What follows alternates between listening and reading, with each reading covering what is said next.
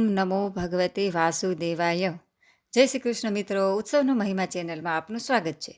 મહર્ષિ વેદવ્યાસ રચિત શ્રીમદ ભાગવત મહાપુરાણ સ્કંધ 3 અધ્યાય 20. બ્રહ્માજીએ રચેલી અનેકવિધ સૃષ્ટિનું વર્ણન. સૌનકજી કહે છે, હે સૂતજી, પૃથ્વીરૂપી આધાર મેળવીને સ્વયંભૂ મનુએ આગળ ઉપર થનારી પ્રજાને ઉત્પન્ન કરવા માટે કયા કયા ઉપાયોનો આધાર લીધો. વિદુરજી ઘણા મોટા ભગવત ભક્ત હતા અને ભગવાન શ્રી કૃષ્ણના અનન્ય સુહૃદ હતા. તેથી તેમણે પોતાના મોટા ભાઈ ધૃતરાષ્ટ્રનો તેમના પુત્ર દુર્યોધન સમેત ભગવાન શ્રી કૃષ્ણનો અનાદર કરવાને કારણે અપરાધી સમજીને ત્યાગ કરી દીધો હતો. તેઓ મહર્ષિ દ્વૈપાયનના પુત્ર હતા અને મહિમામાં તેમના કરતાં કોઈ પણ રીતે ઉતરતા ન હતા તથા બધી રીતે ભગવાન શ્રી કૃષ્ણના આશ્રિત અને કૃષ્ણ ભક્તોના અનુગામી હતા. તીર્થોનું સેવન કરવાથી તેમનું અંતઃકરણ વિશેષ શુદ્ધ થયું હતું. તેમણે કુશાવર્ત ક્ષેત્રમાં બેઠેલા તત્વજ્ઞાનીઓમાં શ્રેષ્ઠ મૈત્રેયજી પાસે જઈને બીજું શું પૂછ્યું. સૂતજી, તેમની વચ્ચે વાર્તાલાપ થતાં શ્રીહરિના ચરણો સંબંધિત ઘણી પવિત્ર વાતો થઈ હશે કે જે તેમના ચરણોમાંથી નીકળેલા ગંગાજળ જેવી સંપૂર્ણ પાપોનો નાશ કરનારી છે. સૂતજી, તમારું મંગળ થાવ. તમે ભગવાનની તે પવિત્ર વાતો અમને સંભળાવો. પ્રભુના ઉદાર ચરિત્રો તો કીર્તનીય હોય છે. ભલા એવો રસિક કોણ હશે કે જે શ્રીહરિની લીલાઓ રૂપી અમૃતનું પાન કરતાં કરતાં તૃપ્ત થઈ જાય? નૈમિષારણ્યવાસી મુનિઓના આ પ્રમાણે પૂછવાથી ઉગ્રશ્રવા સૂતજીએ ભગવાનમાં ચિત્ત જોડીને તેમને કહ્યું. સાંભળો. સૂતજીએ કહ્યું, હે મુનિઓ, પોતાની માયાથી વરાહનું રૂપ ધારણ કરનારા શ્રીહરિની રસાતલમાંથી પૃથ્વીને બહાર કાઢવાની અને રમત રમતમાં જ તિરસ્કારપૂર્વક હિરણાક્ષને હણી નાખવાની લીલા સાંભળીને વિદુરજીને ઘણો આનંદ થયો અને તેમણે મુનિશ્રેષ્ઠ મૈત્રેયજીને કહ્યું. વિદુરજીએ કહ્યું, હે બ્રહ્મન, તમે પરોક્ષ વિષયોને પણ જાણનારા છો, તેથી એ બતાવો કે પ્રજાપતિઓના સ્વામી શ્રી બ્રહ્માજીએ મરીચી વગેરે પ્રજાપતિઓને ઉત્પન્ન કર્યા પછી સૃષ્ટિને વધારવા માટે શું કર્યું? મરીચી વગેરે મુનીશ્વરોએ અને સ્વયંભૂ મનુએ પણ બ્રહ્માજીની આજ્ઞાથી પ્રજાની વૃદ્ધિ કેવી રીતે કરી? શું તેમણે આ જગતને પત્નીઓના સહયોગથી ઉત્પન્ન કર્યું કે પછી પોતપોતાના કાર્યમાં સ્વતંત્ર રહીને અથવા બધાએ એકસાથે મળીને આ જગતની રચના કરી? શ્રી મૈત્રેયજીએ કહ્યું, હે વિદુરજી, જેની ગતિને જાણવાનું અત્યંત મુશ્કેલ છે તે જીવોના પ્રારબ્ધ, પ્રકૃતિ, નિયંતા, પુરુષ અને કાળ આ ત્રણેય હેતુઓથી તથા ભગવાનના સાનિધ્યથી ત્રિગુણમયી પ્રકૃતિમાં ક્ષોભ થવાથી તેનાથી મહત્તત્વ ઉત્પન્ન થયું. દૈવની પ્રેરણાથી રજપ્રધાન મહત્તત્વથી વૈકારિક, રાજસ અને તામસ 3 પ્રકારનો અહંકાર ઉત્પન્ન થયો. તેણે આકાશ વગેરે 5 તત્વોના અનેક વર્ગ ઉત્પન્ન કર્યા. તેઓ બધા અલગ અલગ રહીને ભૂતોના કાર્યરૂપ બ્રહ્માંડની રચના કરી શકતા ન હતા. તેથી તેમણે ભગવાનની શક્તિથી પરસ્પર સંગઠિત થઈને એક સુવર્ણવર્ણી અંડની રચના કરી. તે અંડ અચેતન અવસ્થામાં 1000 વર્ષોથી પણ વધુ સમય સુધી કારણાબ્ધિના જળમાં પડ્યો રહ્યો. પછી ભગવાનને તેનામાં પ્રવેશ કર્યો.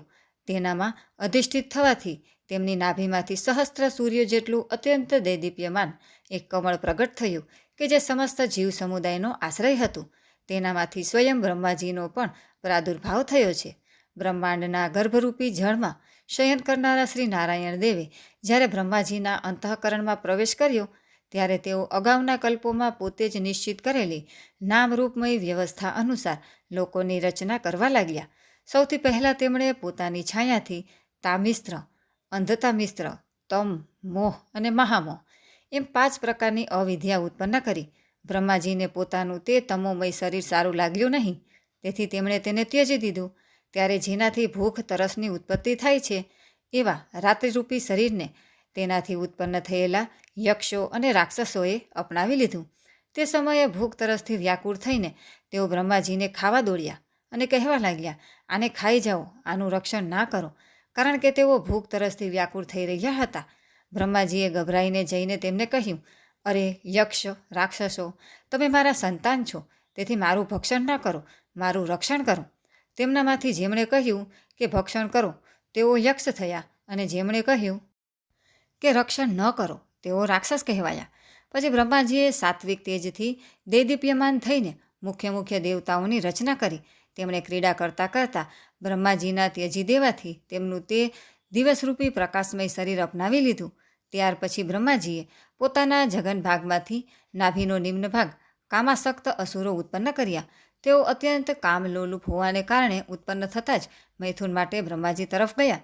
આ જોઈને પહેલાં તો તેઓ હસ્યા, પણ પછી તે નિર્લજ્જ અસુરોને પોતાની પાછળ પડેલા જોઈને ભયભીત અને ક્રોધિત થઈને ઘણા વેગથી ભાગ્યા. ત્યારે તેમણે ભક્તો પર કૃપા કરવા માટે તેમની ભાવના અનુસાર દર્શન આપનારા શરણાગત વત્સલ વરદાયક શ્રી હરિ પાસે જઈને કહ્યું, હે પરમાત્મા, મારું રક્ષણ કરો. મેં તો આપની આજ્ઞાથી જ પ્રજા ઉત્પન્ન કરી હતી, પણ આ તો પાપમાં પ્રવૃત્ત થઈને મને જ હેરાન કરવા માંડી છે. હે નાથ, એકમાત્ર આપ જ દુઃખી જીવોનું દુઃખ દૂર કરનારા છો, અને જેઓ તમારા ચરણોના શરણે આવતા નથી તેમને દુઃખ આપનાર પણ એકમાત્ર આપ જ છો. પ્રભુ તો પ્રત્યક્ષવત સૌના હૃદયની વાત જાણનારા છે. તેમણે બ્રહ્માજીની આતુરતા જોઈને કહ્યું, તમે પોતાના આ કામ કલુષિત શરીરનો ત્યાગ કરો. ભગવાનના આમ કહેતા જ તેમણે તે શરીરને પણ છોડી દીધું. બ્રહ્માજીએ છોડી દીધેલું તે શરીર એક સુંદર સ્ત્રી સંધ્યાદેવીના રૂપમાં પરિણત થઈ ગયું.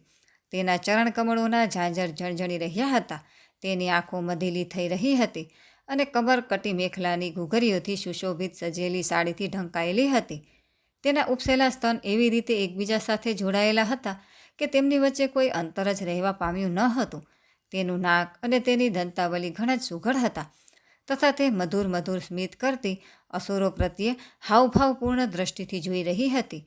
શ્યામ શ્યામ અલકાવલીથી સુશોભિત તે સુકુમારી જાણે કે લજ્જાની મારી પોતાના પાલોમાં જ સંકોચાઈ જતી હતી. હે વિદુરજી, તે સુંદરીને જોઈને તે બધા જ અસુરો મોહિત થઈ ગયા. અહો, આનું કેવું વિચિત્ર રૂપ છે, કેવું અલૌકિક ધૈર્ય છે અને કેવી નૂતન વય છે. જુઓ, કામ પીડિત એવા અમારી વચ્ચે આ કેવી બેપરવા જેવી વિચરી રહી છે. આ પ્રમાણે તે કુબુદ્ધિના દૈત્યોએ સ્ત્રીરૂપી સંધ્યા વિશે જાત જાતના તર્ક વિતર્ક કર્યા પછી તેનો ઘણો આદર કરીને પ્રેમપૂર્વક પૂછ્યું, હે સુંદરી, તું કોણ છે અને કોની પુત્રી છે? હે ભામિની, અહીં આવવાનું તારું શું પ્રયોજન છે? તું પોતાના અનુપમ રૂપની આ અણમોલ સંપત્તિ બતાવીને અમે અભાગ્યાઓને શા માટે તલસાવી રહી છે? અબળા, તું કોઈ પણ કેમ ન હોય, પણ અમને તારું દર્શન થયું એ મોટા સૌભાગ્યની વાત છે. તું પોતાની દળી ઉછાળી ઉછાળીને તો દર્શકોના મનને વલોવી નાખે છે. સુંદરી, ઉછળતી દળી પર તું જ્યારે પોતાની હથેળીની તપલી મારે છે ત્યારે તારું ચરણકમળ એક જગ્યાએ સ્થિર રહેતું નથી. તારો કટી પ્રદેશ સ્થૂળ સ્તરોના ભારથી નમી જતો જણાય છે અને તારી નિર્મળ દ્રષ્ટિમાંથી પણ થાક ઝળકતો જણાય છે. અહો, તારો કેશપાસ કેવો સુંદર છે.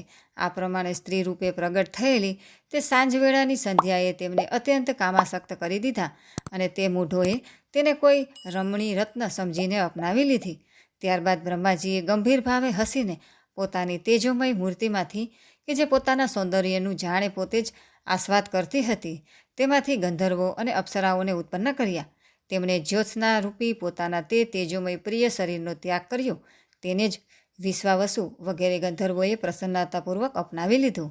તે પછી ભગવાન બ્રહ્માએ પોતાની તંદ્રામાંથી ભૂત પિશાચ ઉત્પન્ન કર્યા. તેમને દિગંબર અને વિખરેલા વાળવાળા જોઈને તેમણે આંખો મીચી દીધી. બ્રહ્માજીએ ત્યજી દીધેલા તે આળસરૂપી શરીરને ભૂત પિશાચોએ અપનાવી લીધું. તેને નિંદ્રા પણ કહે છે કે જેનાથી જીવોની ઇન્દ્રિયોમાં શિથિલતા આવતી જોવા મળે છે. જો કોઈ મનુષ્ય એઠા મુખે સૂઈ જાય છે તો ભૂત પિશાચ વગેરે તેના પર આક્રમણ કરે છે. તેને જ ઉન્માદ કહે છે. પછી ભગવાન બ્રહ્માએ ભાવના કરી કે હું તેજોમય છું, અને તેમણે અદૃશ્ય રૂપે સાધ્યો અને પિતૃઓને ઉત્પન્ન કર્યા. પિતૃઓએ પોતાની ઉત્પત્તિના સ્થાને તે અદૃશ્ય શરીરને અપનાવી લીધું. આને જ લક્ષ્યમાં રાખીને પંડિતો શ્રાદ્ધ વગેરે વડે પિતૃઓ અને સાધ્યોને અનુક્રમે કવ્ય અને હવ્ય અર્પણ કરે છે. પોતાની તિરોધાન શક્તિથી બ્રહ્માજીએ સિદ્ધો અને વિદ્યાધરોનું સર્જન કર્યું અને તેમને પોતાનું તે અંતર્ધાન નામનું અદ્ભુત શરીર આપ્યું. એકવાર બ્રહ્માજીએ પોતાનું પ્રતિબિંબ જોયું ત્યારે પોતાને બહુ સુંદર માનીને તે પ્રતિબિંબમાંથી કિન્નરો અને કિમપુરુષો ઉત્પન્ન કર્યા. તેમણે બ્રહ્માજીના ત્યજી દેવાથી તેમનું તે પ્રતિબિંબ શરીર અપનાવી લીધું. તેથી એ બધા ઉષાકાળે પોતાની પત્નીઓ સાથે મળીને બ્રહ્માજીના ગુણો, કર્મો વગેરેનું ગાન કરતા રહે છે. એકવાર બ્રહ્માજી સૃષ્ટિની વૃદ્ધિ નહીં થવાને કારણે ઘણા ચિંતિત થઈને હાથ પગ વગેરે અવયવો ફેલાવીને સૂતા હતા, અને પછી ક્રોધવશાત તે ભોગમય શરીરનો ત્યાગ કર્યો. તેનાથી જે વાળ ખરી પડ્યા તે અહીં થયા, અને તેના હાથ પગ સંકોચીને ચાલવાથી ક્રૂર સ્વભાવવાળા સર્પો અને નાગો થયા, કે જેમનું શરીર ફણરૂપે ખભાની પાસે ઘણું ફેલાયેલું હોય છે. એકવાર બ્રહ્માજીએ પોતે કૃત્ય થયા હોવાનું અનુભવ્યું. તે સમયે અંતમાં તેમણે પોતાના મનમાંથી મનુઓની ઉત્પત્તિ કરી એ બધા પ્રજાની વૃદ્ધિ કરનારા છે. મનસ્વી બ્રહ્માજીએ તેમના માટે પોતાના પુરુષાકાર શરીરનો ત્યાગ કર્યો. મનુઓને જોઈને એમના પહેલાં ઉત્પન્ન થયેલા દેવતાઓ, ગંધર્વો વગેરે બ્રહ્માજીની સ્તુતિ કરવા લાગ્યા. તેઓ બોલ્યા, હે વિશ્વકર્તા બ્રહ્માજી, આપની આ સૃષ્ટિ ઘણી જ સુંદર છે. આમાં અગ્નિહોત્ર વગેરે બધા જ કર્મો પ્રતિષ્ઠિત છે. તેના સહાયથી અમે પણ પોતાનું અન્ન ગ્રહણ કરી શકીશું. પછી આદિ ઋષિ બ્રહ્માજીએ ઇન્દ્રિય સંયમપૂર્વક તપ, વિદ્યા, યોગ અને સમાધિથી સંપન્ન થઈને પોતાની પ્રિય સંતતિ એવા ઋષિજનોની રચના કરી અને તેમનામાંના પ્રત્યેકને સમાધિ, યોગ, ઐશ્વર્ય, તપ, વિદ્યા અને વૈરાગ્યમય પોતાના શરીરનો અંશ આપ્યો. इति श्रीमद्भगवते महापुराणे पारमहंस्या संहिताया तृतीय स्कंधे 20 ત્રીજા સ્કંદ અંતર્ગત 20મો અધ્યાય સમાપ્ત. બોલો કૃષ્ણ કનૈયા લાલ કી જય. અધ્યાય 21મો. કરદમજીની તપસ્યા અને ભગવાનનું વરદાન. વિદુરજીએ પૂછ્યું, હે ભગવાન, સ્વયંભૂ મનુનો વંશ ઘણો આદરણીય માનવામાં આવ્યો છે. તેમાં મૈથુન ધર્મ દ્વારા પ્રજાની વૃદ્ધિ થઈ હતી. હવે તમે મને તેની કથા સંભળાવો.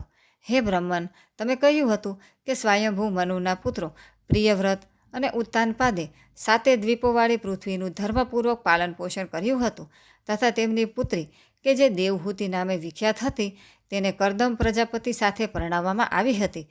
દેવહૂતિ યોગના, યમ વગેરે લક્ષણોથી સંપન્ન હતી. તેનાથી મહાયોગી કરદમજીએ કેટલા સંતાન ઉત્પન્ન કર્યા તે સઘળો પ્રસંગ તમે મને કહી સંભળાવો. તે સાંભળવાની મારી ઘણી ઈચ્છા છે. આ પ્રમાણે ભગવાન રુચિ અને બ્રહ્માજીના પુત્ર દક્ષ પ્રજાપતિએ પણ મનુજીની પુત્રીઓનું પાણી ગ્રહણ કરીને તેમનાથી કેવી રીતે ક્યાં સંતાન ઉત્પન્ન કર્યા એ બધું ચરિત્ર પણ મને સંભળાવો. શ્રી મૈત્રેયજીએ કહ્યું, વિદુરજી, બ્રહ્માજીએ ભગવાન કરદમજીને જ્યારે આજ્ઞા આપી કે તમે સંતાનોની ઉત્પત્તિ કરો ત્યારે તેમણે 10,000 વર્ષો સુધી સરસ્વતી નદીના કિનારે તપસ્યા કરી. તેઓ એકાગ્રચિત્તે પ્રેમપૂર્વક પૂજન ઉપચાર વડે શરણાગત વરદાયી શ્રી હરિની આરાધના કરતા રહ્યા. હે વિદુરજી, ત્યારે સત્યયુગના આરંભમાં કમલનયન ભગવાન શ્રી હરિએ તેમની તપસ્યાથી પ્રસન્ન થઈને તેમને પોતાના શબ્દ બ્રહ્મય સ્વરૂપે મૂર્તિમાન થઈને દર્શન આપ્યા. ભગવાનની તે ભવ્ય મૂર્તિ સૂર્ય સમાન તેજોમયી હતી. તેમણે ગળામાં શ્વેત કમળ અને કુમુદના પુષ્પોની માળા ધારણ કરેલી હતી. તેમનું મુખ કમળ શ્યામ અને સ્નિગ્ધ અલકાવલીથી સુશોભિત હતું. તેમણે સ્વચ્છ વસ્ત્રો ધારણ કરેલા હતા. માથા પર સુવર્ણમય મુગટ, કાનોમાં કુંડળ અને કરકમળોમાં શંખ, ચક્ર, ગદા વગેરે આયુધ વિરાજમાન હતા. તેમના એક હાથમાં ક્રીડા માટે શ્વેત કમળ શોભતું હતું. પ્રભુની મધુર સ્મિતયુક્ત દ્રષ્ટિ ચિત્ત ચોરી લેતી હતી. તેમના ચરણ કમળ ગરુડજીની કાંધો પર વિરાજમાન હતા તથા વક્ષ સ્થળ પર શ્રી લક્ષ્મીજી અને ગળામાં કૌસ્તુભમણિ શોભતા હતા. પ્રભુની આ આકાશસ્થિત મનોહર મૂર્તિનું દર્શન કરીને કરદમજીને ઘણો હર્ષ થયો, જાણે કે તેમની બધી જ કામનાઓ પૂરી થઈ ગઈ. તેમણે આનંદસભર હૃદયથી પૃથ્વી પર માથું ટેકવીને ભગવાનને સાષ્ટાંગ પ્રણામ કર્યા અને પછી પ્રેમ વિહવળ ચિત્તથી હાથ જોડીને સુમધુર વાણીથી તેઓ તેમની સ્તુતિ કરવા લાગ્યા. કરદમજીએ કહ્યું, સ્તુતિયોગ્ય હે પરમેશ્વર, આપ સંપૂર્ણ સત્વગુણના આધાર છો. યોગાભ્યાસ કરનારા યોગીઓ અનેક શુભ જન્મોમાં સાધના દ્વારા જેમના દર્શનની આકાંક્ષા સેવે છે તેવા આપના દર્શન આજે મને થવાથી મારા નેત્રો સફળ થઈ ગયા. હે ઈશ, આપના ચરણારવિંદ ભવસાગર પાર કરવાની નૌકા સમાન છે. જે મનુષ્યો સંસારની કામનાઓની પૂર્તિ માટે આપની ઉપાસના કરે છે તેમની બુદ્ધિ આપની માયા દ્વારા હરાયેલી છે, કારણ કે સંસારના તુચ્છ વિષય ભોગો તો નરકમાં પણ મળે છે. હે પ્રભુ, આપ કલ્પવૃક્ષ છો. આપના ચરણ સમસ્ત મનોરથોને પૂરા કરનારા છે. મારું હૃદય કામવાસનાથી યુક્ત છે. હું પણ પોતાને અનુરૂપ સ્વભાવની અને ગૃહસ્થ ધર્મનું પાલન કરવામાં સહાયક એવી શીલવતી કન્યા સાથે લગ્ન કરવાના હેતુથી આપના ચરણ કમળોના શરણે આવ્યો છું. હે સર્વેશ્વર, જીવ વાસ્તવમાં કામવાસનાઓથી પીડિત છે. પ્રજાપતિ સ્વરૂપ આપની વેદવાણી રૂપી લગામથી તે નિયંત્રિત છે.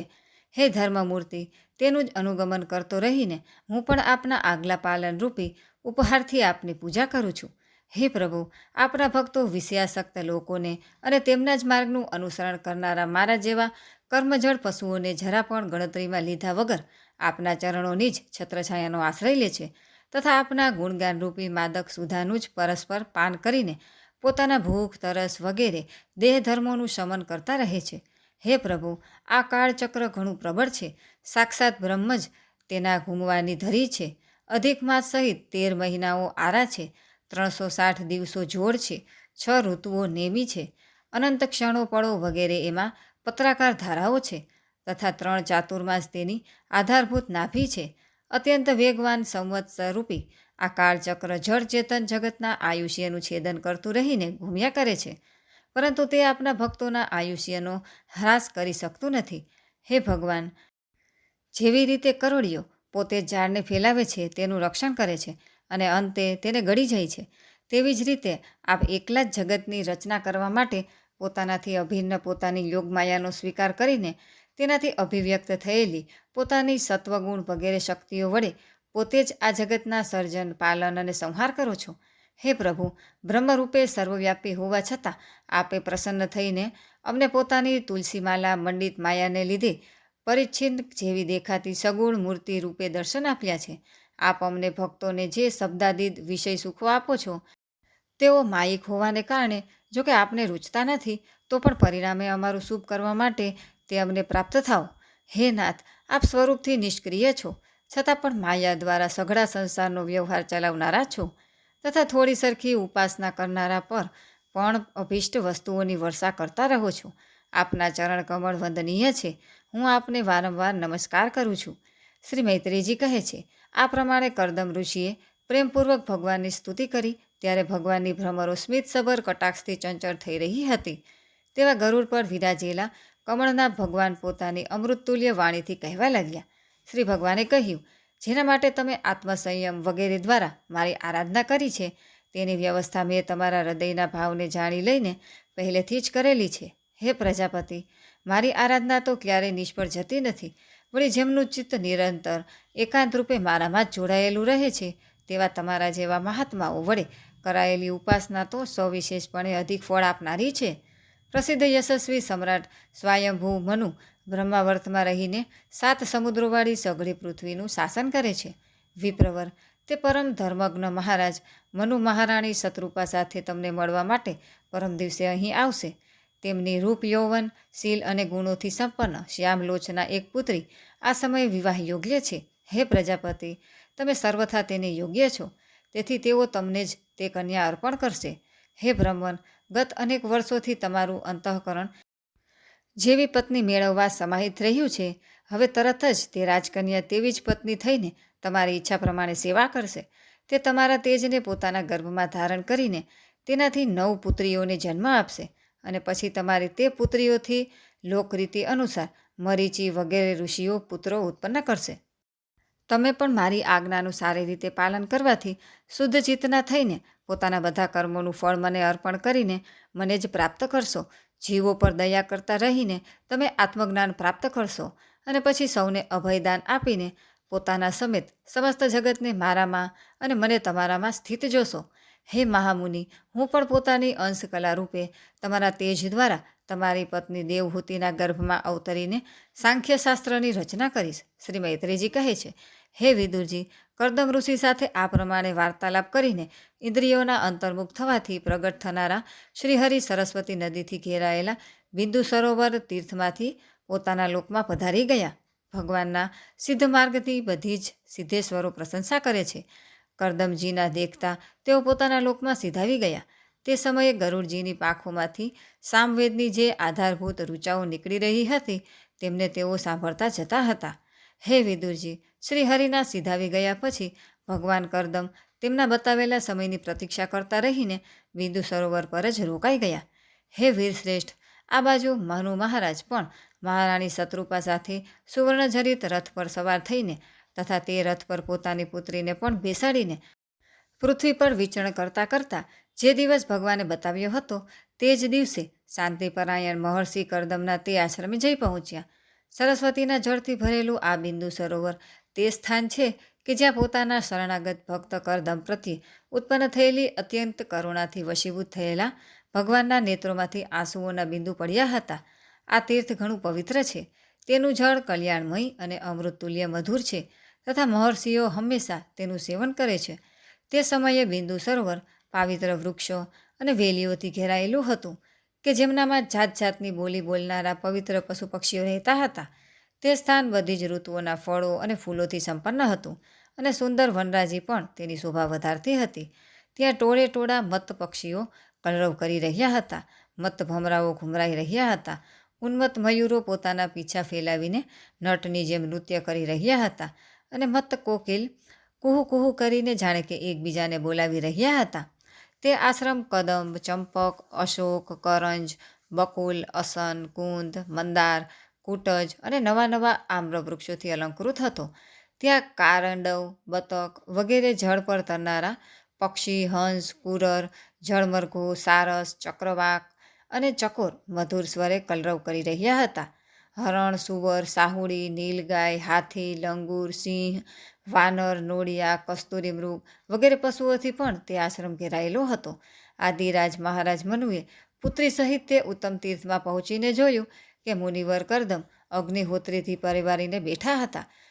ઘણા દિવસો સુધી ઉગ્ર તપસ્યા કરવાને કારણે તેઓ શરીરે ઘણા તેજસ્વી દેખાતા હતા તથા ભગવાનના સ્નેહપૂર્ણ નેત્ર કટાક્ષના દર્શન કરવાથી અને તેમણે ઉચ્ચારેલા કર્ણામૃત સમાન સુમધુર વચનો સાંભળવાથી આટલા દિવસો સુધી તપસ્યા કરવા છતાં પણ તેઓ ખાસ દુર્બળ થયેલા જણાતા ન હતા. તેમનું શરીર લાંબુ હતું. નેત્રો કમલદલ જેવા વિશાળ અને મનોહર હતા. માથા પર જટા શોભતી હતી અને કમરમાં ચીર વસ્ત્ર હતું. નજીકથી જોતા તેઓ સરાણ પર ચઢ્યા વગરના મહામૂલ્ય મણી જેવા મીલા જણાતા હતા. મહારાજ સ્વયંભૂ મનુને પોતાની કુટીરમાં આવીને પ્રણામ કરતા જોઈને તેમણે તેમને આશીર્વાદથી પ્રસન્ન કર્યા અને યથાયોગ્ય આતિથ્યથી તેમનો સ્વાગત સત્કાર કર્યો.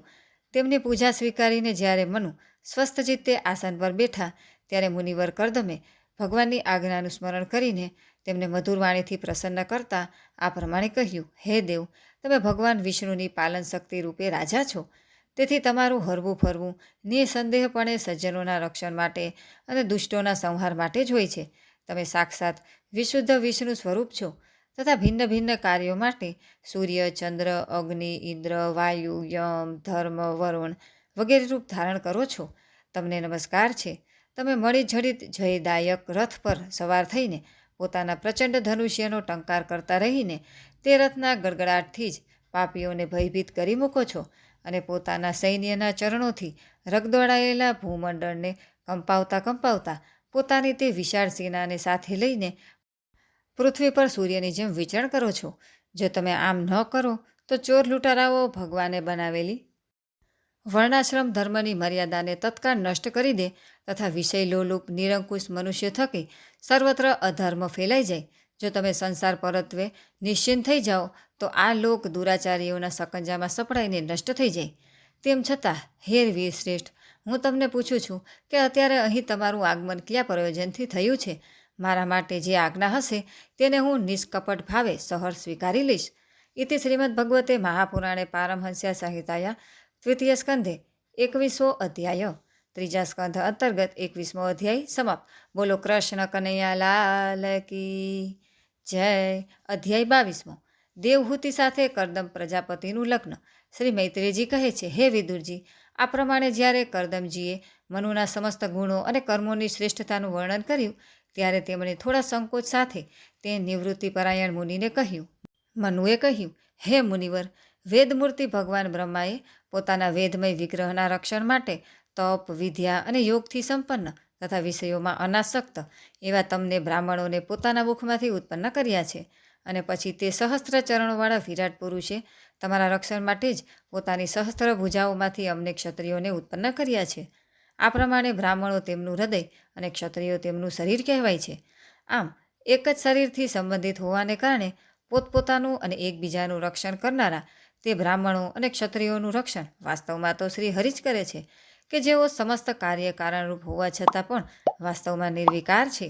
તમારા દર્શન માત્રથી જ મારા બધા સંદેહ દૂર થઈ ગયા છે, કારણ કે તમે મારી પ્રશંસાના બહાને પોતે જ પ્રજાપાલનની ઈચ્છાવાળા રાજાના ધર્મોનું ઘણા પ્રેમથી નિરૂપણ કર્યું છે. તમારું દર્શન અજિતેન્દ્રિય પુરુષો માટે અત્યંત દુર્લભ છે. મારું મહાભાગ્ય છે કે મને તમારું દર્શન થયું અને હું તમારા ચરણોની મંગલમયી રજને પોતાની માથે ચડાવી શક્યો. મારા ભાગ્યોદયથી જ તમે મને રાજધર્મોનો બોધ આપીને મારા ઉપર મોટો અનુગ્રહ કર્યો છે અને મેં પણ શુભ પ્રારબ્ધનો ઉદય થવાથી જ તમારી પવિત્ર વાણી કાન ખોલીને સાંભળી છે. હે મુનિ, આ પુત્રી પ્રત્યેના સ્નેહને લીધે મારું ચિત્ત ઘણું ચિંતાગ્રસ્ત રહ્યા કરે છે. તેથી તમે મુજ દિનની આ પ્રાર્થના કૃપાપૂર્વક સાંભળો. મારી આ પુત્રી કે જે પ્રિયવ્રત અને ઉત્તાનપાદની બહેન છે, તે વય, શીલ, ગુણ વગેરે બાબતે પોતાને યોગ્ય પતિ મેળવવા ઈચ્છે છે. એટલે નારદજીના મુખેથી તમારી શીલ, વિદ્યા, રૂપ, વય અને ગુણોનું વર્ણન જ્યારથી સાંભળ્યું છે, ત્યારથી જ એ તમને પોતાના પતિ બનાવવાનો નિશ્ચય કરી ચૂકી છે. હે દ્વિજ શ્રેષ્ઠ, હું ઘણી શ્રદ્ધાપૂર્વક તમને આ કન્યા સમર્પિત કરું છું. તમે એનો સ્વીકાર કરો. એ ગૃહસ્થોચિત કાર્યો માટે બધી રીતે તમારે યોગ્ય છે. જે ભોગ આપમેળે જ આવી મળે તેની અવગણના કરવી એ વિરક્ત પુરુષ માટે પણ ઉચિત નથી. તો પછી વિષયાસક્તની તો વાત જ શી કરવી? જે પુરુષ આપમેળે આવી ગયેલા ભોગનો નિરાદર કરીને પછી કોઈ કૃપળ આગળ હાથ ફેલાવે છે, તેનો અતિ પ્રસરિત યશ પણ ક્ષય પામે છે અને તે બીજાઓના તિરસ્કાર થકી માનભંગ પણ થાય છે. હે વિદ્વાન, મેં સાંભળ્યું છે કે તમે લગ્ન કરવાને તત્પર છો. તેથી હવે તમે આ કન્યાનો સ્વીકાર કરો. આને હું તમને અર્પિત કરું છું. શ્રી કરદમ મુનિએ કહ્યું, સારું, હું લગ્ન કરવા ઈચ્છું છું અને તમારી પુત્રીનું હજી સુધી કોઈની સાથે વાગદાન થયું નથી. તેથી અમારા બંનેનું સર્વશ્રેષ્ઠ બ્રાહ્મ વિધિપૂર્વક લગ્ન થાય તો એ ઉચિત જ થશે.